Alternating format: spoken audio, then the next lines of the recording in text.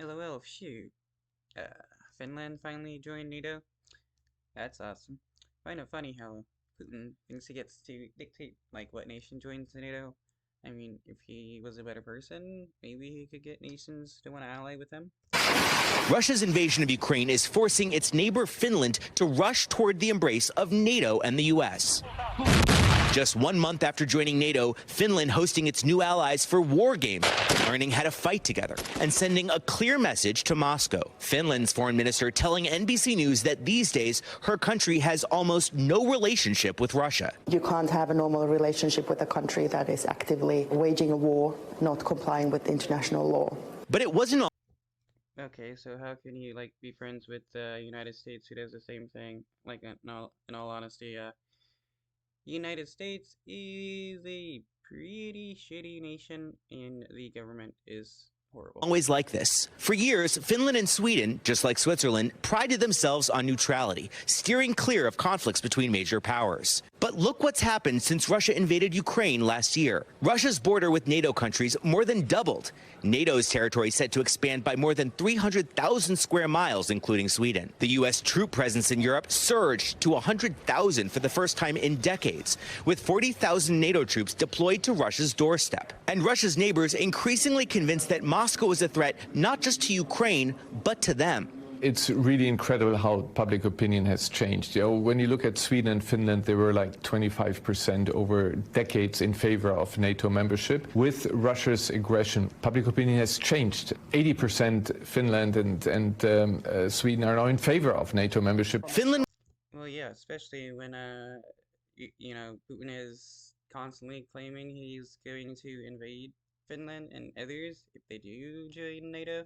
Like, what can you honestly do? Was invaded by the former Soviet Union back in 1939. But for decades, its 830-mile border with Russia has been calm. These days, the signs of a growing rupture are everywhere. Beyond hosting those military exercises, both on land and in air, Moscow and Helsinki are kicking out each other's diplomats. Russia shutting down Finland's consulate in St. Petersburg. Visits between their militaries designed to build trust now canceled. In southeast Finland, a statue of revolutionary leader Vladimir Lenin dismantled, while Finland begins building a border fence and tightening rules on Russian citizens crossing the border. How tense is the situation now on the Russia-Finland border? We have always had this long border with Russia, and unfortunately we have also been in a situation where we have had to defend our country against Russian invasion. We are not concerned. We are prepared. Josh Letterman is joining us now. And Josh, it is a reminder that the last thing Vladimir Putin wants is more NATO presence in his backyard. You know, it comes as we are getting an interesting look at the Russian. But it's not his backyard. The nations that join NATO are their yards, not Putin's backyard.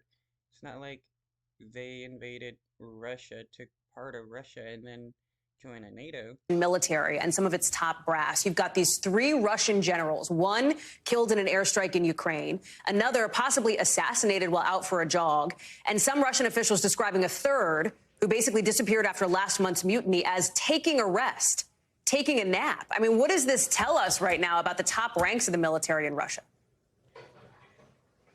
Well, Hallie, the best Kremlinologists in the world, including, to be sure, those at Russia House at the CIA, are trying to get to the bottom of that very question. The one thing we can say with certainty is that it appears there's a whole lot of tumult going on behind the scenes within Russia's government and the top ranks of its military. And as far as General Surovikin, that guy that you saw on the left-hand side of the screen, who was the general running Russia's operations in Ukraine at the beginning of the war, he was then taken out of that role. He is the one that a Russian lawmaker has said is unavailable right now because he's taking a rest before that lawmaker ran away from reporters. He's taking a long dirt nap. We know that he is someone that has been reported to have known in advance about Prigozhin, the leader of Wagner's plans to mount that armed rebellion against President Putin. And I asked a NATO official here in Vilnius yesterday, what do you guys really know right now about what is going on in Russia, and specifically with Prigozhin and the Wagner group? And he said, look, we can't tell you where Prigozhin is right now. We don't know whether that deal for him to go to Belarus fell apart or war just was never what it was described to be in the first place. They are trying to learn, just like we are, what exactly is going on within the Russian power structure right now. But he said the one thing they do know is there is no love lost right now between the Russian military generals and the leaders of the Wagner Group. And so the fact that these two groups are going to be essentially, apparently, according to Putin, combined into one, the Wagner Group brought under the control of the Russian military, does not bode well, according to this NATO official, for the effectiveness of the Russian military going forward. Josh Letterman.